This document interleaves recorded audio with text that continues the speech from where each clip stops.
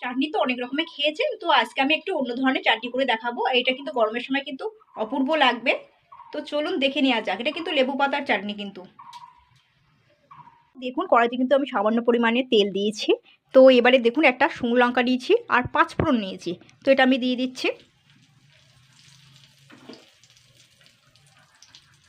এবার আমি এখানে দেখুন টমেটো নিয়েছি। টমেটোগুলোর কিন্তু প্রত্যেকটা আমি কিন্তু খোসা ছাড়িয়ে নিয়েছি আগের থেকে। যেহেতু টমেটোর খোসাগুলো খুব মোটা ছিল, তো আমি এগুলো টমেটোর খোসাগুলো কিন্তু আমি ছাড়িয়ে নিয়েছি। তো এবার আমি টমেটোগুলো দিয়ে দেবো।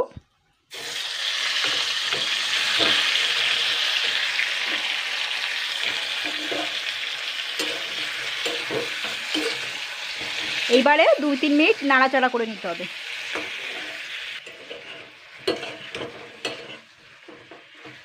তো এবারে কিন্তু আমি এতে নুন দিয়ে দেবো।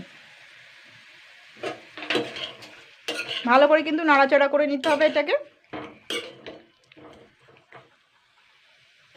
তো দেখুন নাড়তে নাড়তে টমেটোটা কিন্তু একদম পুরো গলে গেছে। এরকম গলিয়ে ফেলতে হবে কিন্তু, তবে কিন্তু ভালো লাগবে। তো এবার আমি কিন্তু আখের গুড় দিয়ে দিচ্ছি এতে।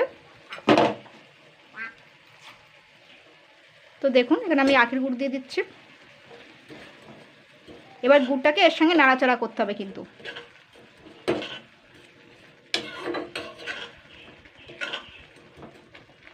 তো দেখুন গুড়টা কিন্তু গলে গেছে।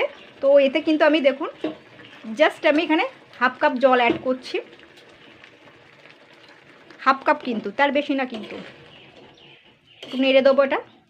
আর টমেটোটাও দেখতে পাচ্ছেন প্রায় কিন্তু সবই ধরতে গেলে গলে গেছে টমেটোটা। আর আমি কিন্তু আর গুড় দেবো না। তো আপনারা চাইলে কিন্তু দিতে পারেন। আর টমেটোটা তো অতটা টক না, সেই জন্য আমি আর বেশি দেইনি। তো এবার আমি কিন্তু দেখুন যে লেবু পাতাগুলো রেখেছিলাম সেটা জাস্ট একটু হালকা করে চিড়ে নেবো। তো এবার এগুলো আমি দিয়ে দেবো।